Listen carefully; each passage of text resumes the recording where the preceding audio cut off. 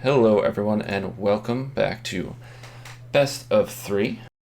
This week we are talking about Team League, and again with me is RNGE and rekenner themselves. How have you guys been this week? Yeah, we've been I've been doing good. I've been good as well, except for some minor GP mishaps that we won't get too deep into today. Yeah, there's a lot more to talk about in that game that's happened in the last couple of days, but we're talking about Team League today. So Team League's something that you guys know a little bit more about. I've kind of come in late to it, so we can just kind of get right into it. Who wants to take over and explain what is Team League? So I suppose I should do this one. Yeah, I was just going to say real quick fact. Yeah, RNG is the mastermind behind this. He came up with this while I was getting ready to be hit by a hurricane, and like the 2 weeks I didn't have internet, so I just like wake up in the morning, check my phone. He'd be telling me about all his great, insane ideas for Team League, and I'd just be like, "Cool, can't wait to have internet back." So go on, RNG. So Team League has been the site of at least two of my top 5 greatest failures, including the version 0.5 of Team League and version 2. What we have ended up with is a team league of 16 teams of up to 5 players each, split into 2 pods. So teams range from a size of, I think 4 is the minimum and 5 is the maximum, but you could have registered a team of 3 players. And they play against each other in round-robin pods. Over the course of 7 weeks, the top 4 teams from each pod will advance to the playoffs.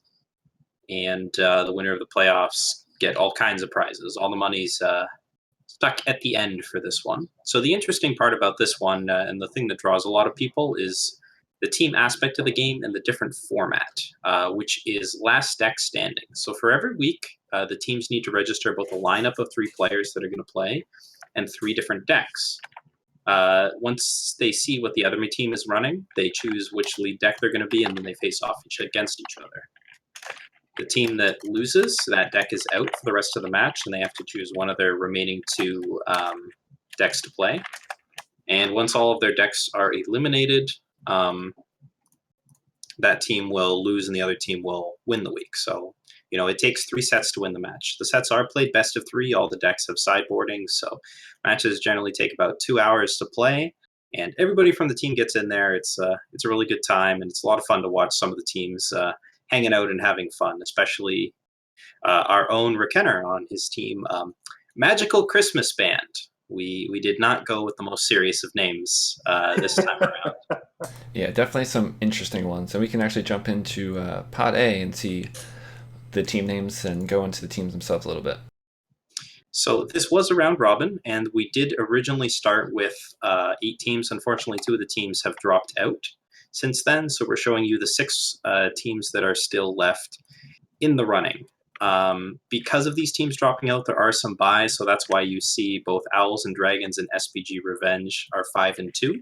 They're actually 4-2 going into the 7th week, but both have a buy, so they're getting that extra win. And we've just added it on there for ease of understanding how the playoffs are going to play out. So up the top is ET Home. They had a bye this week, and they are moving into their final week at 5-1. They're the only team capable of going 6 wins in this particular pod. And we've got the aforementioned Owls and Dragons and SPG Revenge, and those are the 3 big teams. Owls and Dragons does not have a sister team, but both ET and SPG have a team in the other pod, and you guys have probably heard these teams kicking around before, so it's not a huge surprise to see them doing well. Owls and Dragons did win the previous season against themselves, and SPG was filling out the remainder of the playoff slots for there. In the lower sides, we have I Like Big Decks, which is another funny name team, but it's they all speak French, which caused a small amount of consternation the first time we streamed them. And they are 4-2 and in the hunt for a playoff spot. Below them at 3-3, we have Eternal Warcry Justice, which you guys should know. The Eternal Warcry team is really the breakout from last season of Team League, although they did just miss playoffs. And finally, the Bad News Urskas at 3-3, and I believe at the bottom there. So that's Bassoon Buffoons team. He is the captain there. Good old BB. So we can go jump right into the other pod here and take a look. So Pod B still has 7 members. We had another team drop out there. At the top of the table is our only undefeated team, SPG Destiny. I would like to clarify that this team bears no relation to the SPG Destiny team that played in the first season of Team League, although you would think it would, since it's still made up of SPG players and has the same name and same logo. But it's actually SPG Echo reimagined. Then the surprise, so to speak, is the team, the A Lamaus, which has a name that you wouldn't expect to do well, but they're actually number 2 in the standings. And we have a member of their team here today for an interview later in the show, so stick around for that one. And we'll talk more in depth about their success there. Eternal Warcry Fire, led by the Reignited Darkness, is in 3rd place at 4-2. Facing off against ET Home. Those 2 teams will be brawling it out in the coming week. ET Phone, led by world champion Kamado, and a couple of other, lesser known players like Manu S and Viserius and Tabu. That's a bit of a star-studded roster. Couple casuals. In 5th place, we have the Magical Christmas Band, led by rekenner. Led by Bradykin. Who abandoned SPG for greener pastures, which did not quite work out.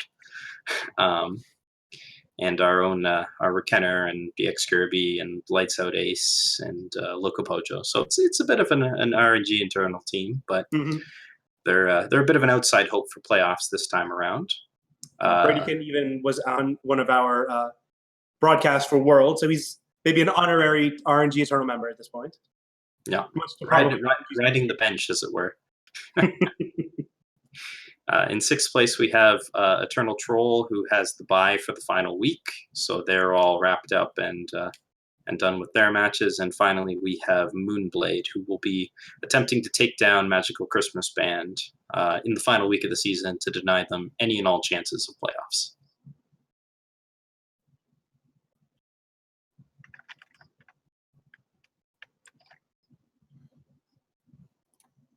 Yes. So we do have playoff chances and requirements written down somewhere. I'm not sure if it's on. That will be the next slide. Yeah.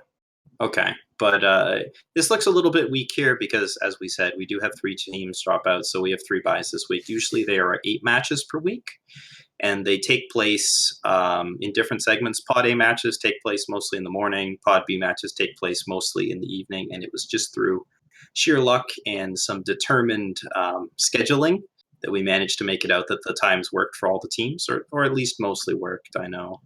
Generally speaking, Pod A is European and some US East players. Pod B is mostly US West and East players. Yes. So bad news, Urskas will be taking on I Like Big Decks, and Eternal Warcry Justice will be taking on ET Home. At 4-5-1, and in Pod B, Destiny will play against Lamaus to see if they remain undefeated. Christmas Band will be trying to take the back way into the playoffs by defeating Moonblade, and Phone and Warcry are both mostly clinched for playoffs and are just fighting for seeding here, and of course bragging rights.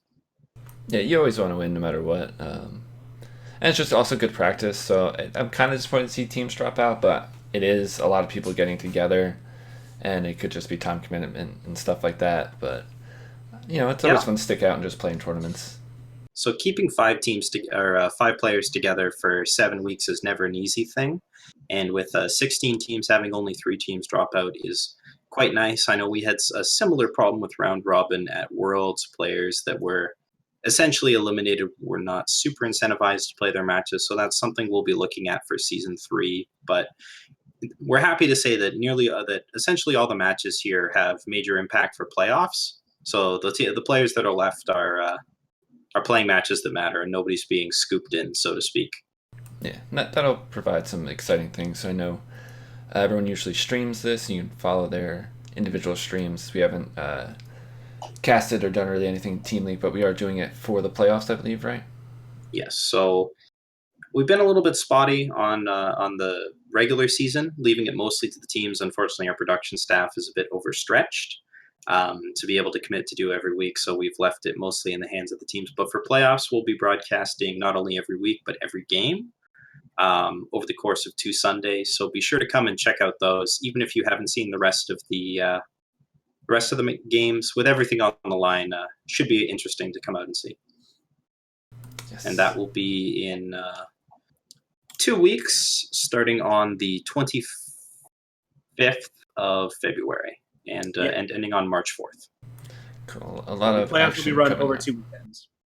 Yeah, with that amount of, because we said each match lasts usually around 2 hours, just because of the format.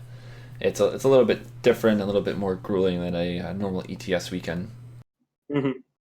Any of the arguments that can spur up mid-match just between the players can be exhausting just in itself. They're playing somewhere between 3 and 5 rounds per match. Yeah. So 7 rounds is usually considered to be a pretty full day. So playing a full 10 rounds would be a little bit much. So we're giving them a 1 week break in between. Yeah, and each game lasts longer due to the discussion between teammates and stuff. So it's definitely a long day. All sorts of things that differentiate it from the regular ETS, which segues quite nicely into the differences between the metagame for Team League and the regular ETS. Very, very interesting. So you bring 3 decks, which has a huge impact on the variety of things that you can bring, since you don't need every deck to win every match. When you're coming into the ETS, you need to pick something that's going to be good against the field, or at least win the majority of its games. With Team League, given the fact that you can, you don't need to send out a deck first every time. You can have counterpick decks. You can have niche decks. There's a lot more decks that you can play that only need to win 1 or 2 games, rather than something that needs to go like 5 and 2 as your goal. So your goals are a little bit different, and you end up with a lot more one-off decks, a lot more generalist decks. You're usually pushed towards one of the extremes, something that's good against everything, or a counterpick, or a powerful linear strategy that you hope can catch the opponent off guard. Of course, what we see is that the most powerful generalist deck, Argenport Midrange, reigns supreme, with nearly 16% popularity. Yeah, 16% registered popularity and a 63% win rate over 55 matches, which is a pretty hefty, at this point, sample size. Yeah, with the way the deck is and how powerful it can be, it just makes sense for just about every team just to bring 1 copy of it, just to have it. At least 1 copy. Yeah, it's... Owls and Dragons' most famous strategy was to bring 2 copies of Argenport Midrange and 1 copy of something else. For the majority of the weeks. I think they did that for 4 of their 6, at least 3 of their 6. I would have to look back, but they did bring it 10 times total. Yes. And in the recent couple weeks, there is 1 deck that is missing off this list that we are eventually going to talk about and bring up on screen.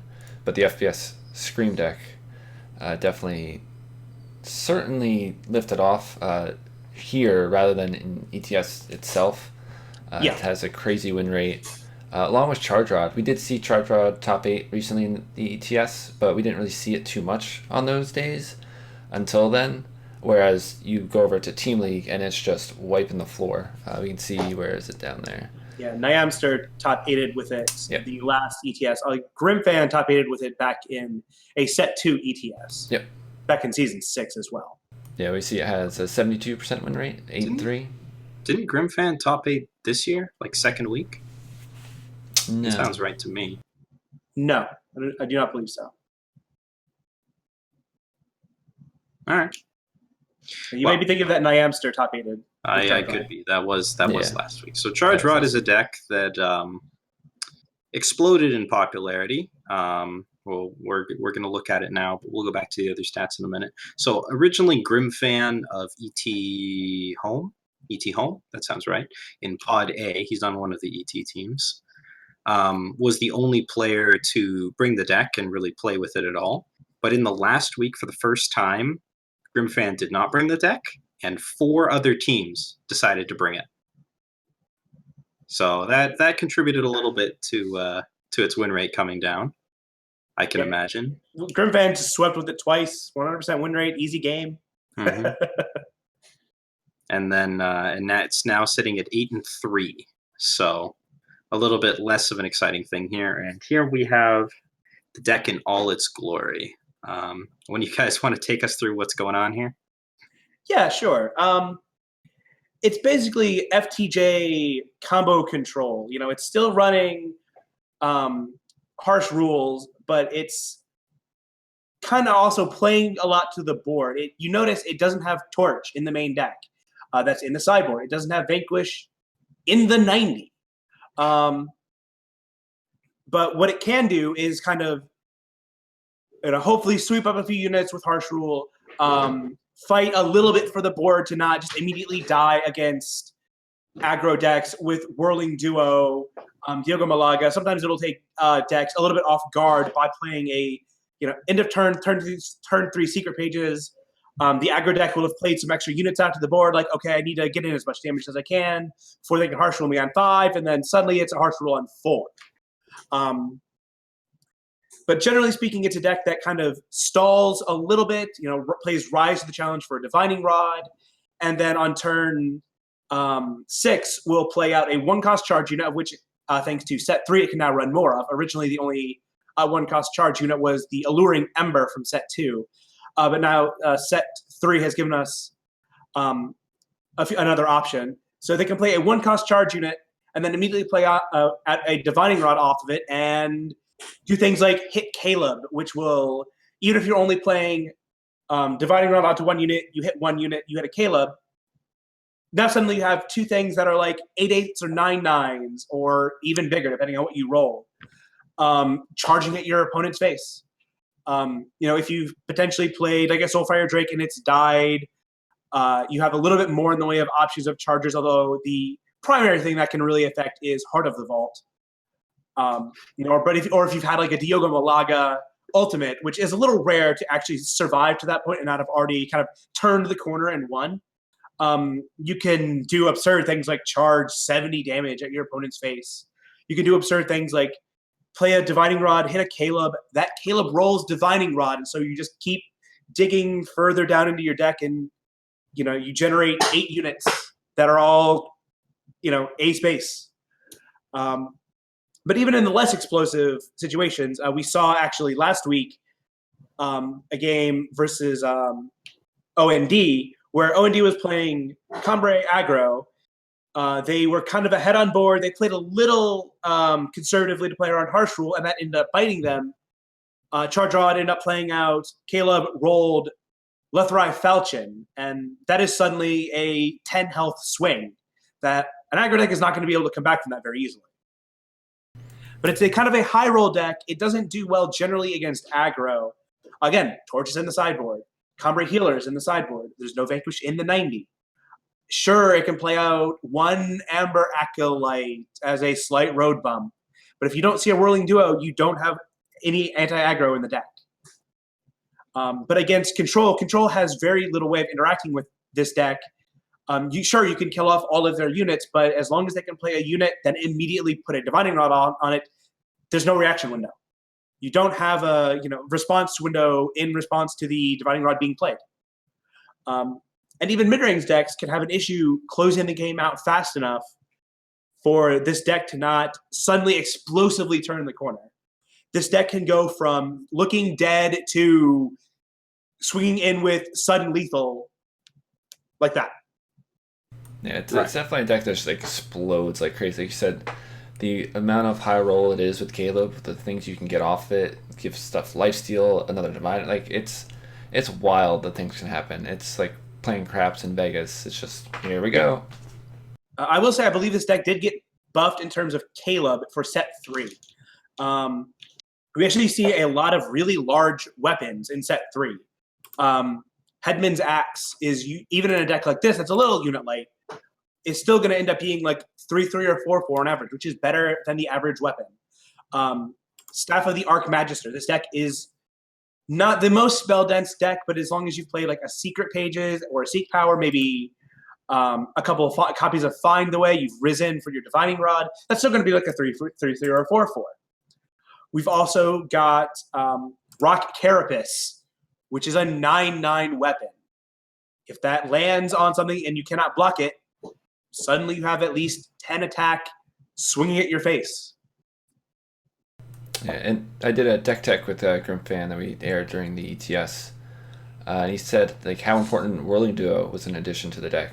Just another charge, lifesteal, comes down early. It's definitely a super good card, not only for the Recano aggro decks, but fits in like perfectly in this sort of strategy because you can survive against the aggro with the lifesteal, and then also it's another great Divining Rod target.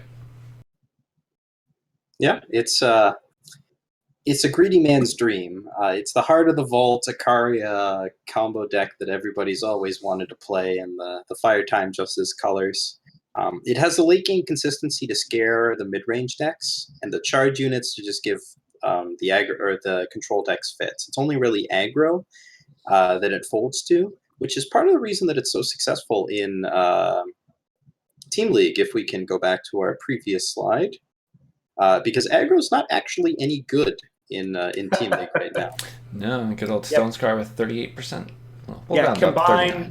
Combined 30% win rate. That includes Stone Scar aggro and Recano as shown here, and a few instances of Cambrai aggro and Skycrag aggro, although I believe that was 5 sets played between the two. Yeah, so Recano in particular, 3 and 9 in 12 matches with 10 selections. So a very popular deck for a 1 and 4 win rate, or 1 and 3 on average. 25% win rate. There we go. Stone Scar aggro, previously one of the boogeymen of both ETS itself and Team League, really sort of losing its way a little bit here. Yeah, Stone Scar, Burn Queen specifically, in the first season of Team League was one of our highest win rate and highest representation decks. I will note for the purists out there that I have included Rekenner's Stone Scar Slingers deck in Stone Scar aggro, which is bringing the win rate down a little bit. So sorry to the purists. But yeah, it's a little bit more of an aggro mid-range deck, but good enough, given that it was only brought once. So the aggro decks have the trouble that there's a lot of hard control decks that get played in the Team League metagame. Stuff like Felon Control, Armory, Removal Pile, Ikaria Blue. Grenadins, to an extent, has some problems for aggro too with its roadblocks, although Grenadins doesn't do that well, but it is fairly popular. So there's a lot of stuff that you don't really want to be jamming aggro into.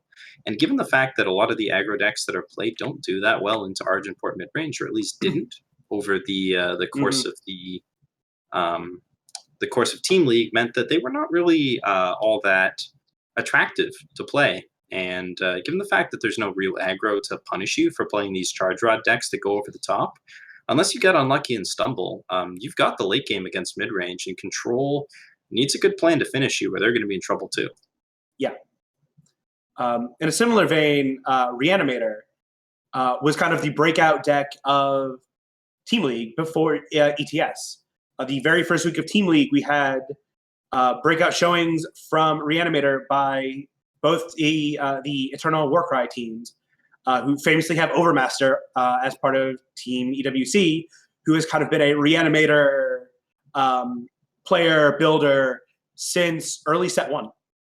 Yeah, I did a deck tech with him, going over his Scream Reborn deck, and I've been in contact with him over Discord, going over very different variations of Scream decks and all sorts of Reanimator decks. So it's definitely been a group I've been watching a little bit more, just because I kind of have like personal interest. I'm like, oh, this deck's sweet. I've talked to him about it. We've talked about Ashara in the list and stuff like this. So I'm like, oh, let's see how it does this week. Oh, you didn't lose. Cool. So speaking of extremely high win rate decks, Scream decks didn't do that well in the ETS most recently, but in Team League this week, they absolutely took off for EWC. FPS Scream only got 4 plays, I think, that didn't quite make the list. I wish I had my numbers in front of me, but I know that it has a 90%. I know that it has a 90% win rate in Team League. Yeah, I'll bring that up now. So let's pull up that deck here. Yeah, FPS Scream was 10-1 over its 4 appearances. A little bit over 90 then. Yeah, 91% effectively. With I think 2 or 3 sweeps to its name as well. Yeah, Overmaster has swept with it twice. So who wants to talk about the good old Grenadin Drone Torgov stuff deck? I can talk about it for a little bit. So part of the motivation for this deck is the increase in value recently of Madness plus a sack outlet, and two, Torgov's changes. We talked about that a little bit last week. Torgov is now easier to activate. He is still screamable. He was always screamable. But now it's a little bit more likely you'll get a big buff Torgov instead of the 4/5 body. Now he's a 7/8 with 10 cards in your void.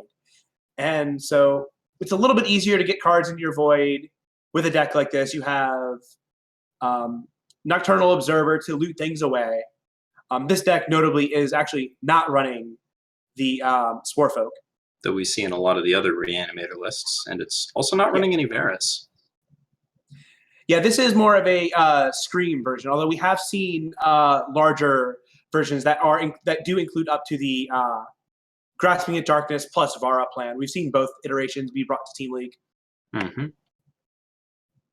This is the version that I've seen Overmaster like just take people to the house with. It's just the burst potential from the amount of times just Rindra just constantly hits people, and you're just hitting people for 5, gaining 5 life, Dark returning it back. Now it's a 6/6 flying charge that stays out there. It's the amount of cards this deck sees between Observer, Devour, Quarry, Strategize, Fanatic, Rindra. Like, so many of these cards draw more cards that your hand's constantly full. The mana base is also, not mana base, power base, pardon me, is also an interesting thing to look at, as there's no sigils. It's Wastestones, Banners, Crests. It's definitely interesting, because that's one thing to look at when you're playing the deck. Your power is going to come in depleted more often than not, so definitely take that into account. Yes, there's a lot of moving parts in this deck, and it has a lot of play to it. And it preys on a couple of parts of the metagame that people aren't really ready for. Like we said, Charge Rod. The charge units are pretty effective, so Haunting Scream isn't that good. And there's a lot more room to do these kinds of Scream decks now that Steward has sort of lifted itself off of the format. Mm-hmm. The decks that are popular right now don't really have too much access for Maiden, unless they're one of the Fire Justice Shadow ones. So they aren't really playing it. There's not a lot of like Stone Scar mid-range lists running around. And it's not like you're going to see Lumen Reclaimer out of anybody's sideboard. So the Void Hate isn't there. And you can sort of just, fill your Void with stuff and then scream it back more or less unimpeded. So as long as you don't die, and Rindra's very good at making sure that you don't die while punching the other player, you're going to be able to do pretty well with this deck.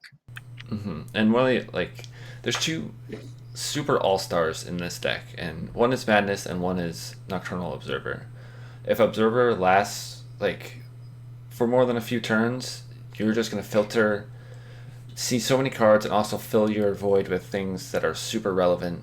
That, the void is, unlike most decks, the void is just kind of the void. It's whatever. It's another part of the game plan. It's full on what you need to be doing, and Observer just unlocks that. And when you're screaming back, dark returning back Rindra, it's always nighttime. It's always sleep time. And then it's Madness Combust. And one of my favorite keep flowing. Yeah, one of my favorite things I've ever done is I was playing a version with this with Ashara. Played it out, played Madness, took my opponent's Tavrod, swung with both. Tavrod gets sacked at the end of the turn, goes in my graveyard. Next turn I dark return Tavrod. Also, he milled a bunch of stuff into the void so that I could scream that back. That was a fun time. So if only we could play 4-color Scream Reanimator, with Tavrod. Natural fit. You just second sight it back on top and then quarry it into your hand, and then you're good to go. Yeah.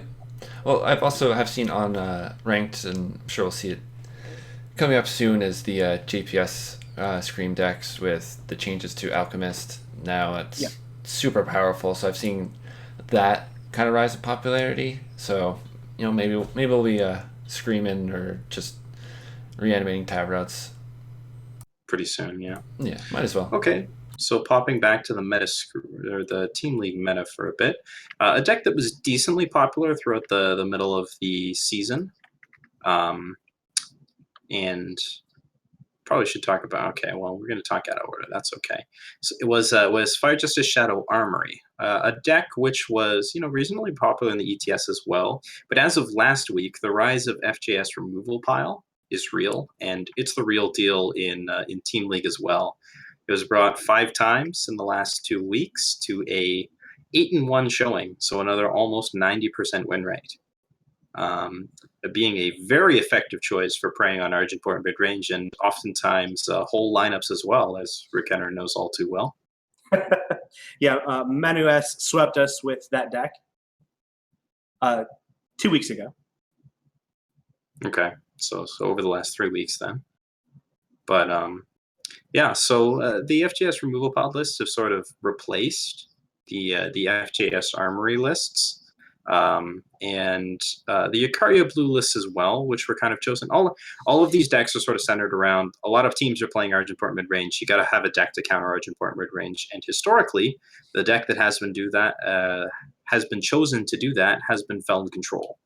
Felon Control had a very high popularity rate, especially early in the season, but this always happens, especially with novice teams. Felon Control is a good catch-all deck. It's got an okay mid-range matchup, it's got an okay aggro matchup, it's got an okay control matchup, especially if you tune it towards, any of those things. So players like to play it as a safety net, but it turns out it wasn't really actually that effective of a safety net, going an overall 15-20 for a relatively uninspiring record, and has greatly dropped off in popularity after the first 4 weeks. It's a deck that I feel like you really need to tune it effectively to hit 1, maybe 2 decks or deck types. And use it as a silver bullet. It should never, in my opinion, be your lead deck. It should always be like okay, we lost to X, now we bring in Felon, we expect it to go 1-1. The quintessential 1-1 deck. That was the strategy we had for, although then I ended up sweeping on it. Although I certainly got a little bit more than lucky in that I teched it to be anti-aggro. I beat an aggro list with it. The anti-aggro tech also kind of helped against the armory list I played against, just because a lot of the ways you fight aggro nowadays, that aggro is very charge-based, end up helping against armory as well. But then I played against a full-on Felon control list and managed to win that one either way. And part of Felon Control's difficulties throughout the metagame were just the metagame itself and how hostile it was. Stone Scar aggro was always a deck that Felon Control liked to prey on, with its Black Sky Harbingers and its Lightning Storms, etc., etc. And the fact that wasn't doing too well meant that you didn't really need Felon Control against that. And as we've seen many a time, it has a real rough time against Armory, a deck that picked up in popularity throughout the middle of the season pretty well. And the fact that it wasn't really your 100% deck against Argent Port midrange, like FJS removal pile is touted to be, meant that you didn't really have a good spot for Felon Control anymore, as you just left yourself open to a lot of things by adding it into your lineup. With the added popularity of a lot of the other Felon decks, we saw Reanimator pop up, there were some mid-range lists, now we got all these Felon Splash something other Reanimator shells moving around. You got a lot of other stuff that's using those cards in potentially better shells that have left Felon Control sort of hung out to dry. Yeah, it's in a weird spot. The meta's in a weird spot, especially Team League. And definitely the Reanimator list gained, I think, popularity over the last couple weeks. To me, they're a little bit more fun to play as well. So I know some teams go with the attitude of, we're here to play and win, but also let's have some fun. So that can be part of it, where Felon can also be a thinking man's sort of deck at times. Mm-hmm. And also the Steward changes definitely hurt. Yes. As it's no longer good against Reanimator itself anymore, since it doesn't get those free stuff, and they've got more Veras than you do, and now you're sort of in trouble. Well, it's still okay against Reanimator. Phase Aegis blocks it, and although Felon has the best ways to answer Phase Aegis. But it lost a lot of game against every other thing that Steward used to hit. So it's a lot harder to just include the card in your main 75, when now it can maybe feel like just a 3/5 deadly with no text that dies to Annihilate. Whereas, now that it no longer hits Entomb, Soulfire Drake, or Revenge, Makto, Stonepowder Alchemist, just the fact that it can maybe silence the enemy's void is like, well, can you really justify it existing in the main deck over something like Rindra? Yeah. Missing Soulfire Drake in particular is super annoying. Crushing. I know. Yeah. Yeah, and Makto's just gotten so much more popular with the changes as well, and you have to deal with it somehow, and sometimes you just have to waste a Death Strike or something on it, and it's just going to come back. And it's always Feeding time. Yeah, Rise again. that'll certainly see probably more of those in decks. It's an interesting spot to be in Felon. I'm a Felon player. I just play mid range. Even then, it's a rough time to be those unless you're just trying to reanimate shenanigans. Felon mid range, also 5 showings to a 5-5 record, 50%. So that's coin flip deck. Yeah, that's how I feel that deck is. I've been playing it for a while. It's a 50-50 deck. Very matchup dependent. There's times where you can start out great and then just get your opponent to 6 and just can't finish. I love it though. It's the most consistent deck. I've been trying to switch things up. It has a lot of play to it, especially with the new promo card, the 3/3 Flying Dinosaur. We talked a little bit about that last week.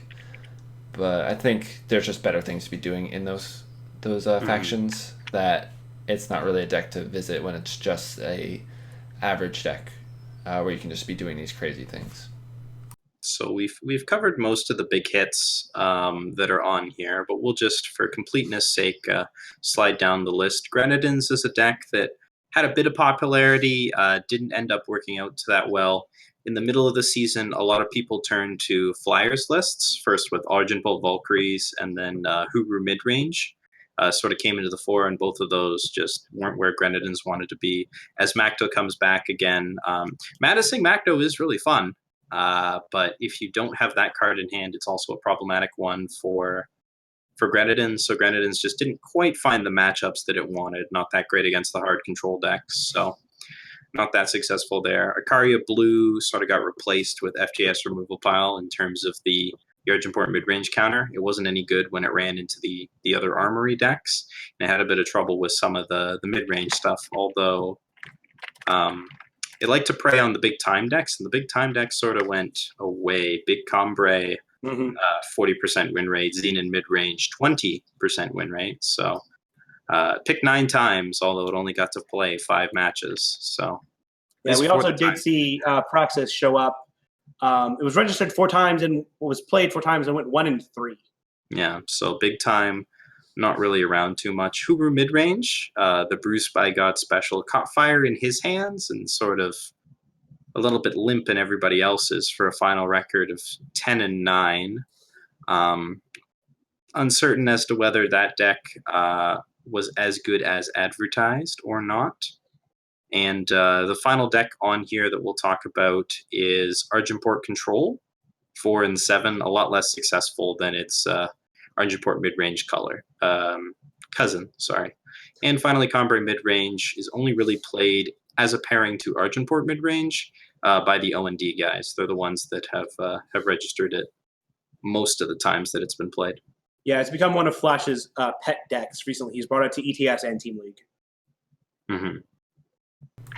Okay. Yeah, so there was one deck that wasn't on this list. I only brought 2 or 3 times that did have a winning record that we talked about a little bit before we went live. Was the Elysian?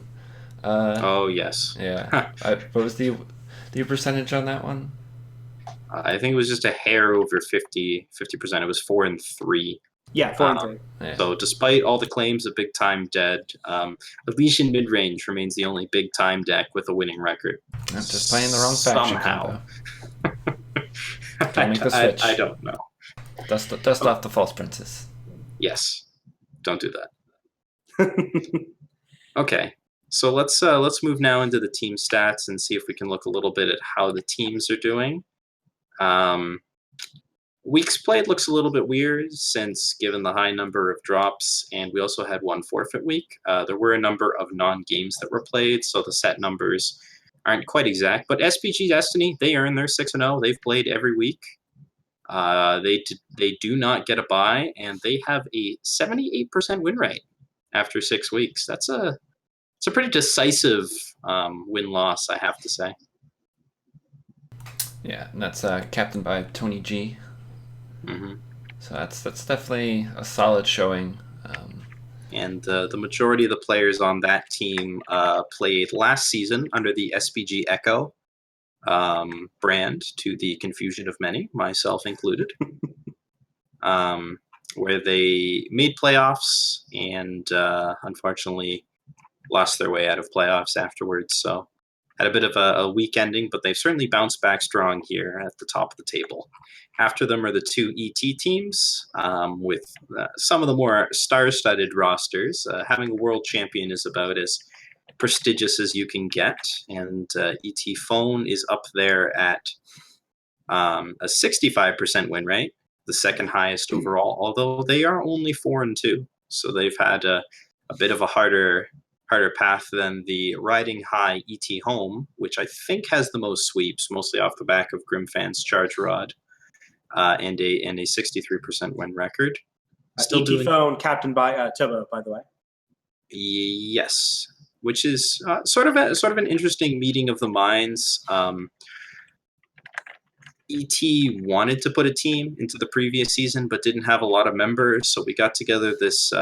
I actually personally got together this relatively unknown player named Kamado and Tabu to put the team together, and Tabu captained Teen Titans. They did not do well. They went, I think, 1-4 or something like that in the previous season. But they've certainly bounced back here, and those guys are still together, and it's, well, Kamado went on to be a relatively well-known name, but Tabu certainly a good player as well. And ET Home is led by level 13 David.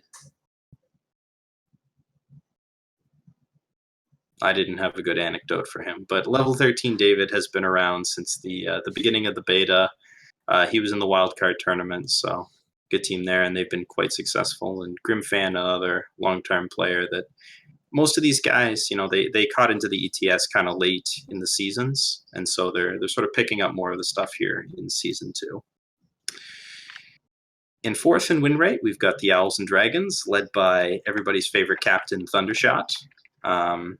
And they're at a final record of 5-2 with the tried and true strategy of if one Argenport mid-range doesn't win, why not 2 Argenport mid-ranges? Yeah, before the Steward nerf, the 2 Argenport mid-range decks were kind of differentiated by one of them had Steward in the main and the other didn't. And now they're the same deck. Yeah, so that's gotten them to a 62% win rate, which is about the same as Argenport's win rate. So when Argenport's doing well, that team's doing well, although we'll have to see if they have anything else, any surprises left in the tank for playoffs or not. Darkness, proud to lead his team. He's the team captain of Eternal Warcry Fire with a 57% win rate at the 4-2 slot there. And I can't make this up. I Like Big Decks is captained by a player named No Sense. Yes, I know, it doesn't make any sense, but they are currently tied with SPG Revenge for win rate, which is a team that I'd like to take a little bit more time to talk to about. They are captained by Bruised by God, a player by Swan, actually, originally. But Swan had to drop out, and now it's Bruised by God. Sorry, go on. They are currently captained by Bruised by God. Yes, they are now a 4-man team. And it's interesting because until week 5, over the first 4 weeks, the only player on that team that had any wins was Bruised by God. He had 100% of the team's wins. So when he swept, they won, and when he did not sweep, they did not win. But last week in week 5 they won without him, and then in week 6 he was not in the lineup at all. So they've ended up at a 13-10 sort of middle of the pack record. And then after them is a team we'll delve into a little bit more, which is the Ayla Mouse. A fun team there. A lot of the tournament veterans. I would say not exactly. But to quote Sunny Fimblebetter from their last stream, I believe that the exact way she phrased it was, there are 3 randoms and the person who always plays practice mid-range in the ETS. which I believe is Sunny herself, is the Praxis one. Yes. Which, not quite the metagame for it, 1 and 3, although I noticed she'd been playing a lot more Feln recently in the Team League there. But we'll dive into them when we get our guests on stage here, and they are at 56. Eternal Warcry, Justice, not doing quite as well as its Eternal Warcry, as its Fire Brethren, and a more middling 13 and 11. And that is captained by the Overmaster. It's Overmaster? Okay. Previously, it was Clarity running the show, but I know Clarity has been having some personal issues in the last couple months. Mm-hmm. And he's backed off of a lot of the active things. Christmas Band, somehow above 50% win rate. Not for lack of trying, I can assure you, based on what I've seen in both deck selection and play. Not to blame anyone in particular, but a certain co-host not named Counterbob has been known to aggressively suggest not playing around anything during a notable sweep, to my utter chagrin. And the remaining 3 teams may not have the most star-studded lineups or records, but they've stuck with it to the end. Bad News Urskas, led by Bassoon Buffoon. Eternal Troll, led by, depending on whether in-game or out-of-game is the actual correct one, No Rip, or A1 No Rip. And Moonblade, I always mix up with I Like Big Decks, unfortunately. Yggdrasil. That's Yggdrasil? Yep. Yggdrasil. The big tree. So all 3 of those are new teams, which it's great to see, because even if this wasn't quite their finest hour, so to speak, it's great to see them coming out and sticking with it to the end, and we hope to see them back next season. Yeah, we saw in one of the ETS opens, Bassoon Buffoon play really well. I believe he was playing Feln, and then I've watched some of their Team League stuff. They're definitely still learning and getting to it, but it's a great place to start. And even if you're just joined to you always want to win, but you join, you are with friends, people you've met through the community, and you can get better even losing. Like, this is a great place to just learn, get better, have some fun. Even if you lose, it's a great step that can even just promote yourself into the ETS itself, and then next season you can possibly win, get to the Invitational, and then down the road you're winning some decent cash just because you did some fun Team League stuff. Yes, BNU in particular bounced back from a completely winless first 2 weeks. They did not win a set when going down 0-2, but they bounced back to 3-3 and are in position to outscore our own Magical Christmas Bands. So best of luck to them. We've got a couple of favorite decks on here. Decks have changed a little bit, but as we've mentioned before, O&D loves their Argenport mid-range. Moonblade for the last couple of weeks has been jamming a similar roster with their Feln Control and Argenport Control, which is a favorite of Yggdrasil, their captain. Bad News Urskas have gone with the standby Argenport mid-range, although not nearly to the extent that O&D has. Justice, where the Reanimator fans, as we know, with Overmaster on there. ET Home brought the Grim Fan Special, the Charge Rod, and it's pretty hard to divest Kamato of playing Argenport when you can play Argenport. So ET Phone, big fans of Argenport as well. Yeah, and for the teams not listed, they did not bring a deck with at least, I believe, 3 representations was the cutoff I used. Any reason why that would be the case for Magical Christmas Band? Well, as our name indicates, we like interesting decks. All about the fun. The joke for Magical Christmas Band, by the way, is the phrase "Magical Christmas Land" for referring to the idea of a deck that has a kind of large a combo with a large number of cards, or a fairly fragile combo that when it goes off, it's kind of you're in magical Christmas land. The stars need to align for this to work. Exactly. Which is why the 3-3 record comes as a bit of a surprise. But we'll move on to the player stats from here.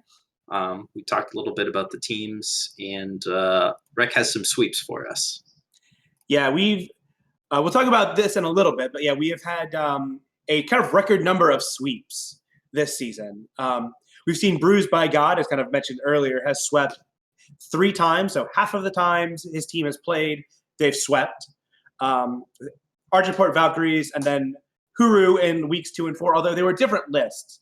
One was a more mid-range list with a lot of flyers. The other was a more control list that kind of topped out with Feast Caller and Nostrix.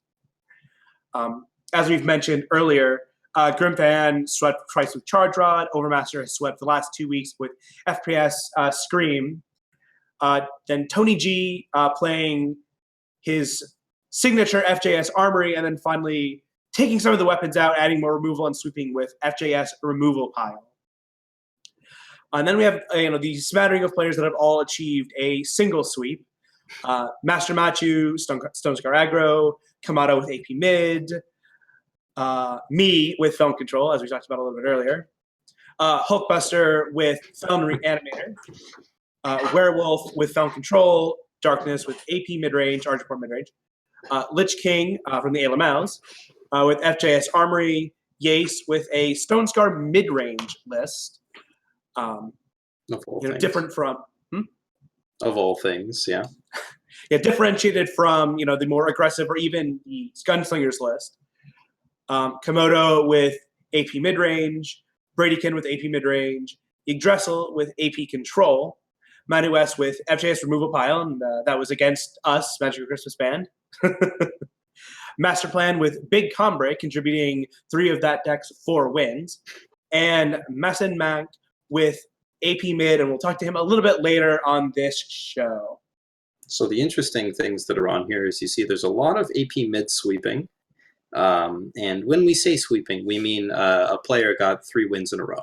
Not necessarily the team won 3-0. So they could already have lost 1 or 2 matches. I know a lot of the time it was the anchor that brought it all the way back, which is part of why the team league stories are so interesting.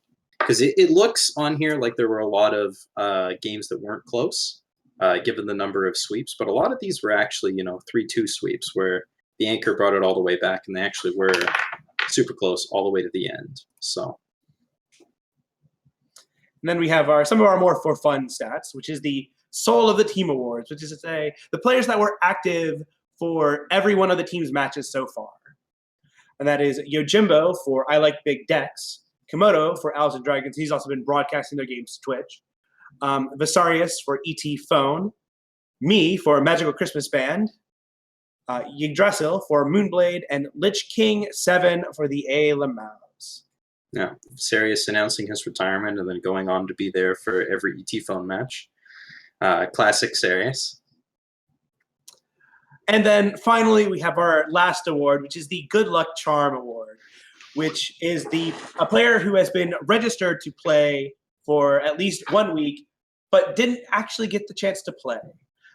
Ilya K was registered for the Owls and Dragons 3 times, but has spent most of his time in communications talking about Path of Exile instead.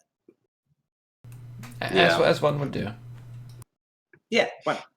Well, I mean, you can't complain about results because you cannot register for a week and lose that week without playing. You would have to play your deck. So every time Ilya K has come out, the Owls and Dragons have won with him still in the tank, for better or for worse. So congratulations to them. Still had all these, as it were. So real quick, RNG.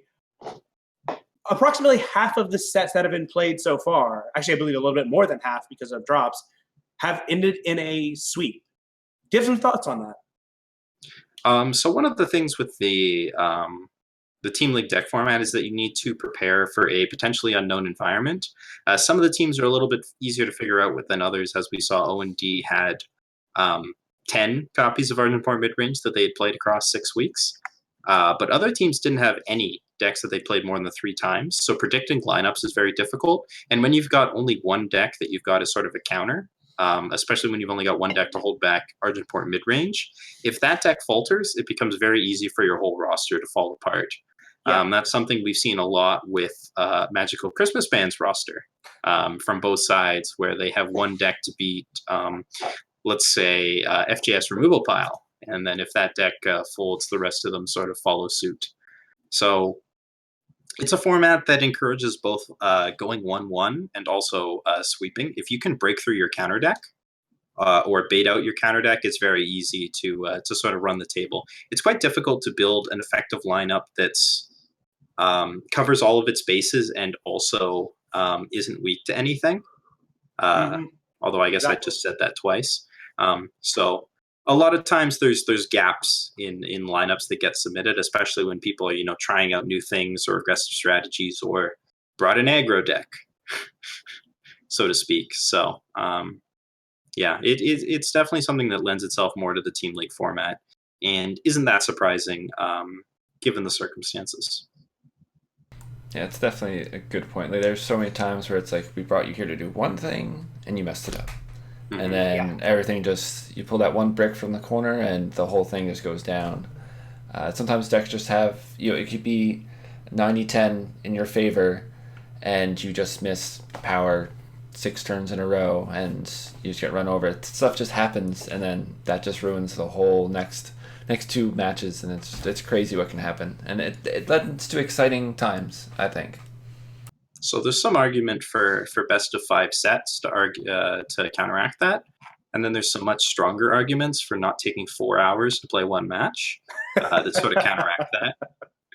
So we'll see where we go from for next season, but it's definitely something that we're keeping our eye on, as sweeps can be kind of feel bad for the team that they happen to, since nobody likes to get 3-0'd. No, but the thing that's on a lot of people's mind is that, are these sweeps indicative of a large skill differential? And that's really not necessarily the case. It's a lot more indicative of how the lineups matched up and sort of, who was running hotter. Charge Rod, if you're running good, is the best deck in the game, and if you're running badly, it's probably not the best deck in the game. So even if you've got the lineup to counter a Charge Rod, sometimes just rolls Akaria, Caleb, and you die. Yes. Yeah, you definitely hit on something there. Like, the lineup, there's so many things that go into card games, setting up your deck, setting up your sideboard. But with this sort of format, setting up your lineup, who's going to go out first, what deck's going to match up where, what decks you're bringing are super important. And just those little things can skew your win-loss overall throughout the whole season. Yes, this is definitely a format with a lot more out-of-game stuff that can go wrong. You get get to the ETS, you know what you're doing with your deck, you know what you're doing with your sideboard, you know what you're doing with your matchups. You can basically figure it all out from there. But here you can bring, not a great lineup. You can choose a lead deck that puts you in a bad position if your opponent successfully counterpicks that deck. And then sometimes it's very difficult to recover if you put out something at first that you really need to win, and then you don't have much behind that. Yeah, plus it is team. So you have 3 people making decisions rather than just one. So there could be a player that's not as familiar with the deck they're playing, but they have 2 people in their ear that are going over the various plays. So, they're trying to play things quickly. There is no time limit. We've tried to push to not to be too slow, but sometimes that hasn't quite worked. So there's a lot of things that go into each match, each turn. It's interesting. It's interesting to listen into just the communications, the crazy lines of plays. It could be an obvious play, and 2 people are like, okay, yeah, just do this and this, it's fine. And then someone's like, what if? And then it's 6 minutes later, they still haven't done anything yet. Yeah. Yeah, sometimes we do see some very long turns in Team League. Although that has mostly gone away as the players get more used to playing with the team, and it is to some degrees just inexperience with playing to the Team League format. I'm not going to name a team here, but there is a somewhat famous example of sometimes you need to explain the line to all the players on the team before you can finally make it, and that slows teams down a bit. Yeah. So it could just be some growing pains, and as just the competitive scene grows, we could see that happen a little bit less next season, and then the season after that, it get more streamlined. And the game's still young, and things like this, pushing it, I think we'll start to hit a nice pace of play in terms of Team League. Yeah, and I think we'll see a lot more interesting counter picks for the playoffs in particular. We didn't see any rematches. Because it's only single round robin, you don't see any rematches in the season, and especially early on, it's very difficult to get a bead on what your opponents are going to be doing. But for playoffs, you've got a full 7 weeks to work with, and these are the successful teams. So you know what they've been successful with, and we might see a lot more higher levels of mind gaming there. Or we might just see 3 Argenport mid-range decks from each team. I'm not sure how well that'll work if anybody brings removal pile, though. Yeah, I'm definitely interested to see the deck selections, maybe even more than just watching the games, just because I'm like, ooh, what are they going to bring? And then looking at like what's in their sideboard, like, what are they expecting to see from their opponents? Yes. Deck registration is always one of the most interesting part of Team League. Registering on time is one of the most difficult things for any tournament player. And so is naming your decks, making a sideboard, naming the correct deck, the correct thing.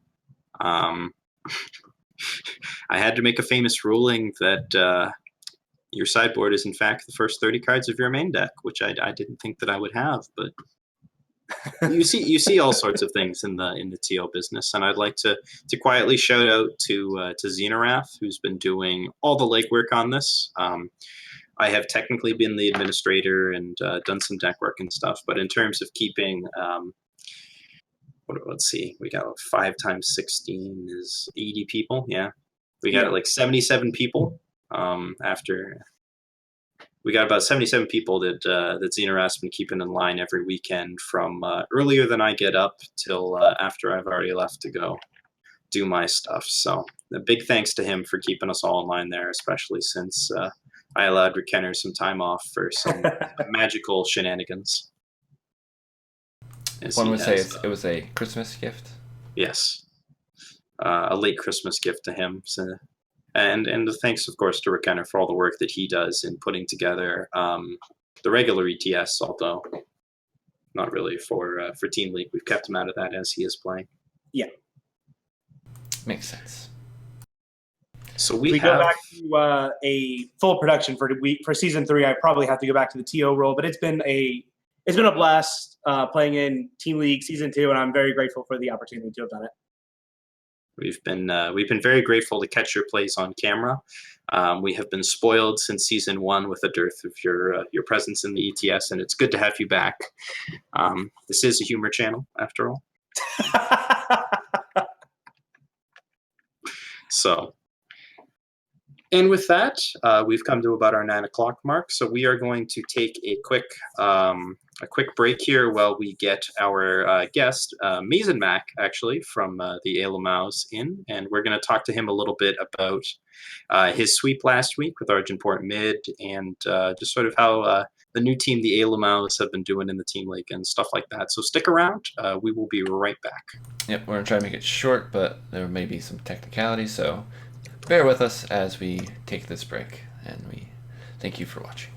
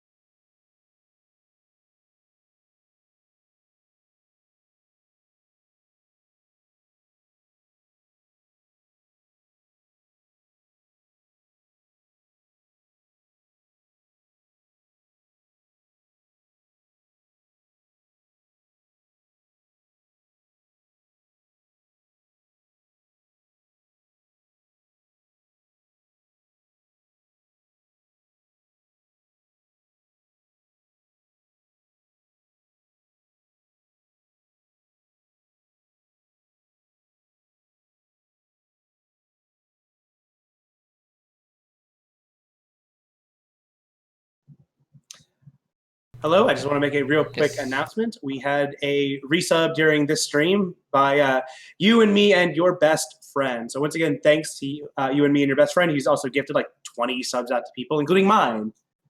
But all right, Counterbob, I believe you're going to introduce what we're doing now. Yes, we are doing an interview segment with a member from AMAOs. Good old. We'll let you say your name, as you've said in chat, and we discussed prior about how much we've messed it up. So we'll let you introduce yourself, and then we'll get into it. All right. My name is M as in Mancy, and I'm from the ALMAOs. Yes. There you go. No Masons here today. Apologies as always to the names that we butcher, but some of you, I've gotten one PM that literally says, "Yeah, my name wasn't designed to be pronounceable, so good luck." Yeah, we were complaining about deck names earlier. Now it's more than that. All right. But yes. So we have a handful of questions here that we'll get into. We can discuss your time in Team League here. So first we'll go over how did your team form? So, Skilled Roy and I are actually roommates from college. So we've competed in pretty much anything you could imagine. I introduced him to Eternal, fell in love. Then I met Lich King through Magic. We competed in Frontier together. And wasn't enough people, so we had to go to the Eternal Discord. And the very first person to respond to Skilled Roy's invitation was Sunny. It's an interesting way. Just basically through the community. That's a good way to form team. Just get in there and build away. And you guys went right into Team League as a unit, which is pretty cool. Yeah. So you guys stopped at 4 there intentionally? Didn't think you guys needed anybody else, or only got the one response to your call? Yeah, I think we just stopped at 4 just because we hit the minimum and we were just gonna go for it. Yeah, figured fewer guys, more playtime, right? Yeah. Yeah, Makes that's sense. good. I like it. All right, so our second question here. What do you guys do for prep each week going into your Team League games? So the first thing we do is we ask if 4-color chalice is viable. The answer is no, every time. Rick, they're taking your notes. Then we wait around for 3 days, realize that we've waited too long, throw together 3 lists at the last minute, and So basically the same as any other ETS Team League team, from my perspective, is what you're telling me. As we get a lot of last-minute submissions for this one. It's a common strategy. So you're on the right page. Thank you. So it's really reassuring. I would like to see the Dark Chalice. With a 4-color chalice. Oh, okay, yeah. That's my vote for next week. If I don't see it, I'll be disappointed. But we'll have to see if it's viable first. Yeah, I mean, the question remains. So that sort of undercuts our third question, which is, what's your lineup selection process and who builds your decks? So it's actually a little. We usually, in the first 2 weeks, tried to submit an aggro list, a mid-range list, and a control list, pretty rigidly. Mm-hmm. That way we wouldn't establish too big of a weakness. So to cover your bases then. Yeah. And after that, started to branch out a little bit more because there was not actually enough data. Mm-hmm. We could start looking at trends that other teams were setting. Then we could tailor the decks that we choose to match what we expect to see out of them. So you've been doing research on your opponents then, and sort of tailoring your strategies? That's interesting. Yeah, so if you're going to see Overmaster, let's bring some Reanimator Yeah, we'd bring some Statuary Maidens against Overman. Makes sense.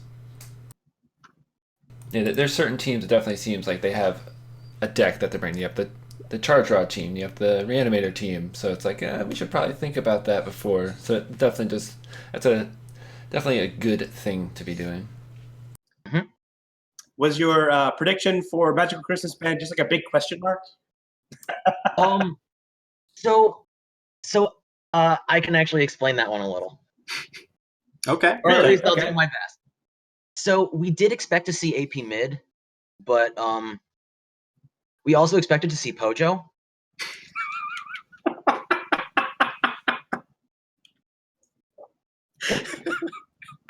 Okay. Yeah. I'm actually really surprised that you expected to see AP mid because, to my our deck knowledge, didn't expecting to see AP mid, but we did expect to see it. really. But Okay. even if we did beat AP mid, our lineup was so unbelievably squishy to Armory that we just wouldn't have gotten. Mm-hmm. So, like, all three of our decks just lost to Armory that week, and we didn't even play against it. did you expect Armory out of No. Magical Christmas Band though? No. Why did you expect AP mid? Since I don't think until that week they had maybe they played it the week before and Brady was We had now. not. I don't know how we predicted. I think it was like starting to come up around that time.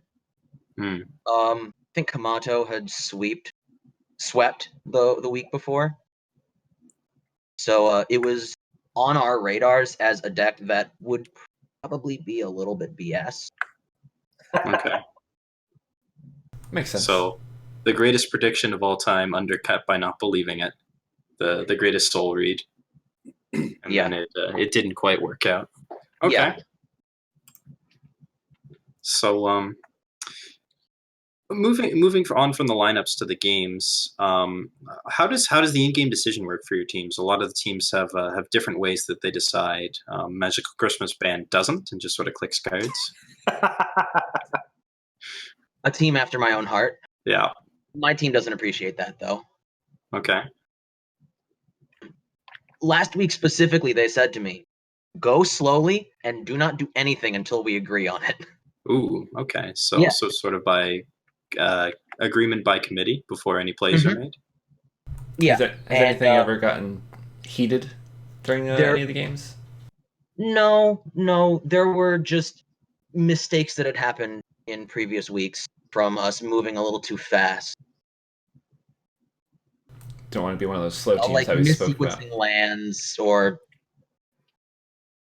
removing the wrong card, sabotaging the wrong card. Yeah. So you guys just for the last couple weeks, you've been slowing it down and just sort of doing it as a whole, to double checking each other's work. Prevent the misclicks. And that's why we end up with weeks where we sideboard, I think it was 10 minutes. I think that was a little pretty early on, but yeah. Yeah. Sideboarding can get a little bit out of control with these events as people double and triple next level themselves. Yeah, they break down every scenario, and it's like, but if they don't bring this in, then it's wild to listen into a game, and then it's even crazier to listen to people's sideboardings. Like they'll be like, okay, this is what we're bringing. But what if he sideboards 4 Grenadin drones? Yep, it's wild. It's crazy. It's some of the most sideboarding 4 Grenadin drones. Manus quite famously did it against Kamato the week that Kamato won, 2 weeks ago. Yeah, the ETS 2 weeks ago. Yeah, he won that game. He did not win the set. So, okay.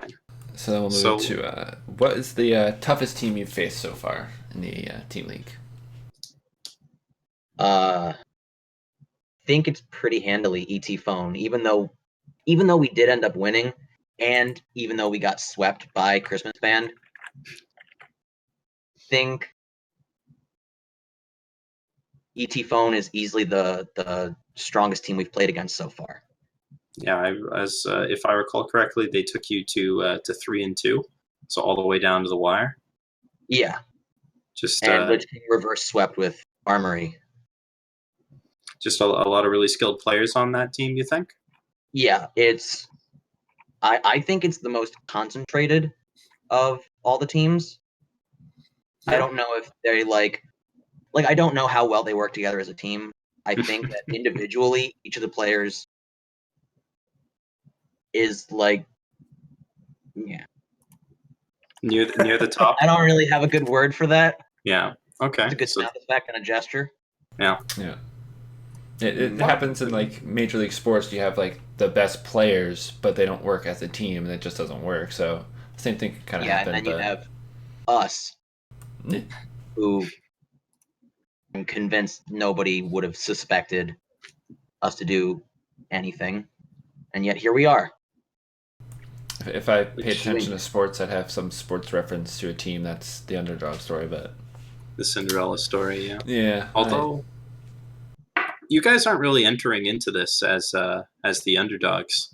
I do not have my handy dandy chart in front of me, but I think you guys beat both of the other teams that are on there. Yeah, the other 4 and 2s are Warcry Fire and ET Phone, and you guys have actually beat both of them. So you guys are in second place overall. Yep. So not really underdogs going into playoffs here. So I was more meaning like beginning of the season. Oh yes. Yeah, beginning of season. I don't think anyone expected us to do anything. Yes, some of the teams, no name players. Yeah, but now you have a name. So Sonny has a history in the ETS, but it's not a particularly laudable one, or at least at the time it wasn't. So congratulations to you guys for sticking it together, and I hope that you guys have had a lot of fun along the way. We did. Thank you. Yeah, Team League's been good to you guys. Yeah, I think a final question here would be a good one. Is any takeaways from Team League, whether it be just the whole preparations, the whole playing as a team, just takeaways that you'll bring into maybe next year's Team League, the ETS, stuff like that? Yeah, I love this format. I think that as a team, we all benefited from this format, and my teammates are great. Game is sweet, and we'll definitely be back again next season. Well, that's always what you want to hear from your players. I'm glad that you enjoyed yourself this season, and I really do hope to see you guys back again next season, as potentially as defending champions. Yeah, that would be sweet. So, thank you for coming out, Mancy, and good luck to you guys in your next week there. It's been great having you out on the show, and go get them. Yeah, thanks for having me. Thank you. Thank you.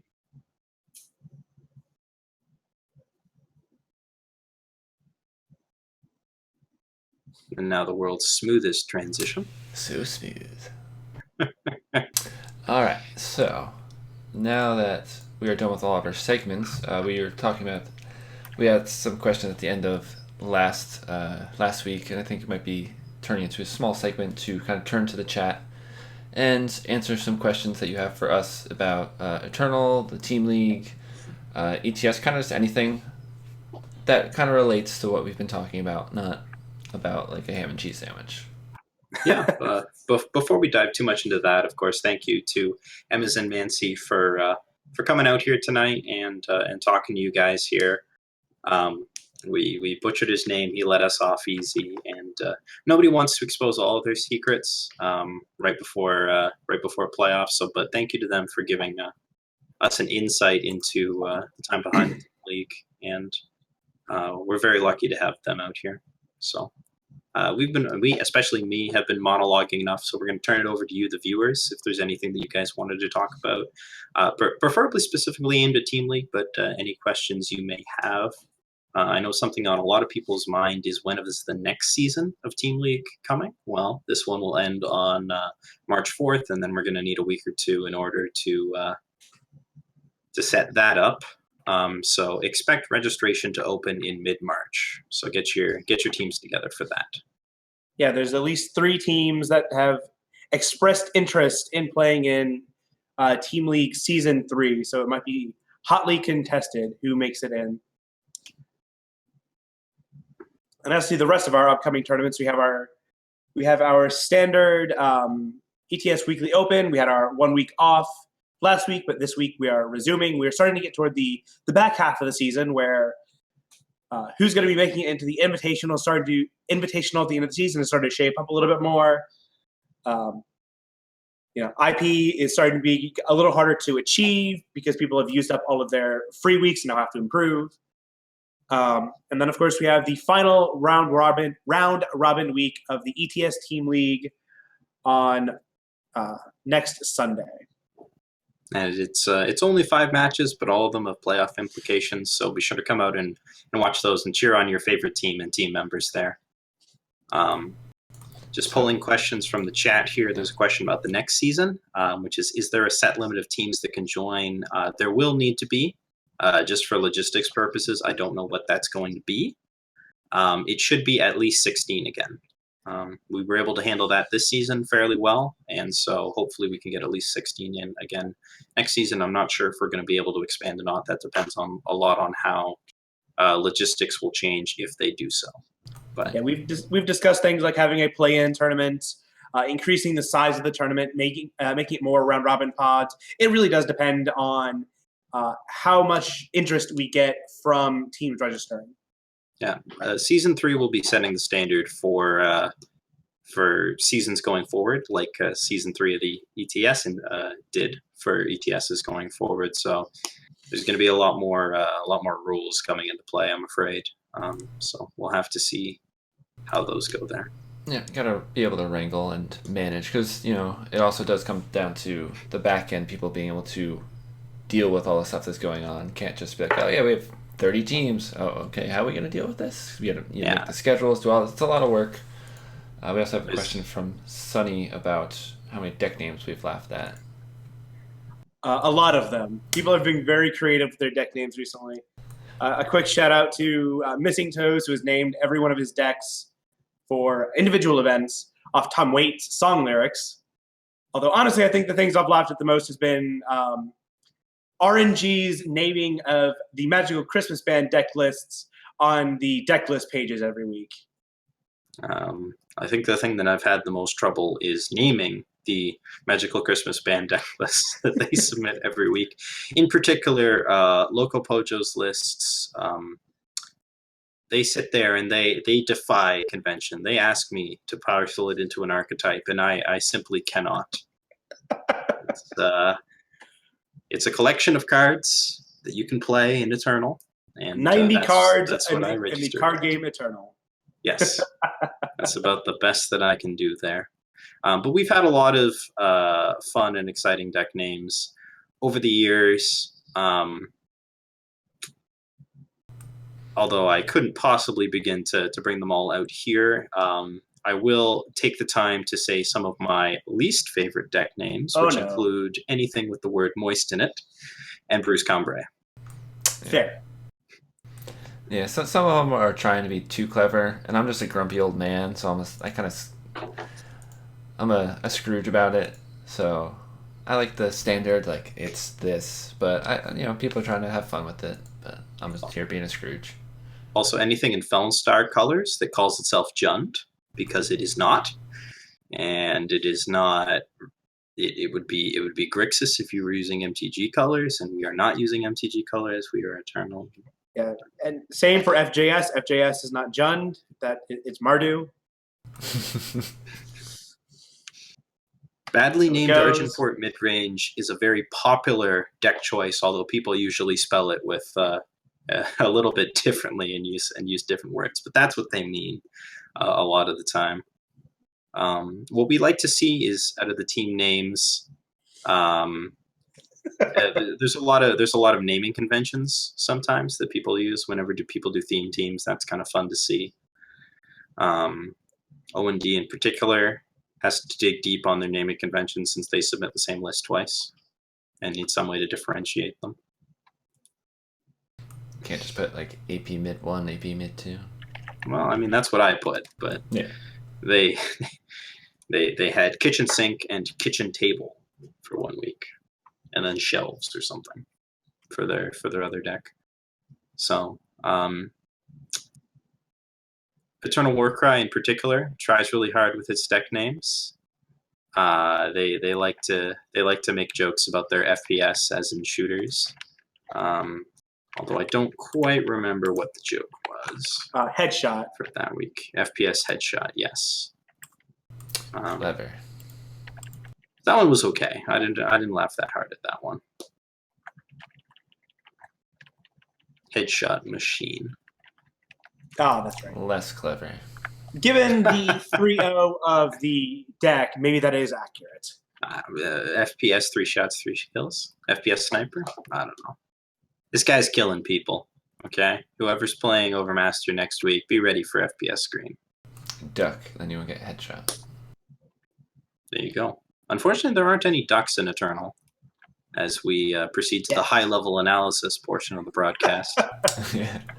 Well, This happens a lot in the back end, too. Yeah, unseen, yeah. What else? Gunslingers, no ducks. You gotta Unless we get some last-second questions in chat, I believe that means we should be wrapping up today's show. Yeah. If you want to contact us, you can see on the screen various ways, whether it be Discord or on Twitter. Always open to questions or feedback on both this show, the deck tags, ETS in general. We're always working to improve. This week we switched to the proper OBS usage, and I think it went a little bit better. Still working on getting things set up in a timely manner. Always growing, but I think it was a good time. I know I had fun. How about you guys? Yeah, it was good. We got our first interview in, and it didn't crash and burn. There were no connection issues, so that's always a positive. Nothing broke.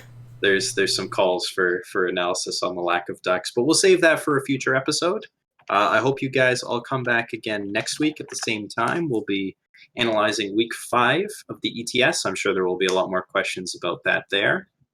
Some more metagame specific questions. Perhaps we'll do some predictions for the week after. And I'm certain we'll get at least one question from a viewer who's asking when they will be interviewed. But the only question is which player will be asking. Yeah, that's the only question on our minds. And the answer is probably all of them. But we do want to add more interviews as this is a card game. It is difficult to get people's face out there and sort of understand who's playing. You know, Kamado got fame the hard way by winning the world championships, but unless you can pull that off, it's a little bit hard to get renowned. So we'd like to get more people on there and get more people talking and see their views, because unless you're a streamer or a major player like that.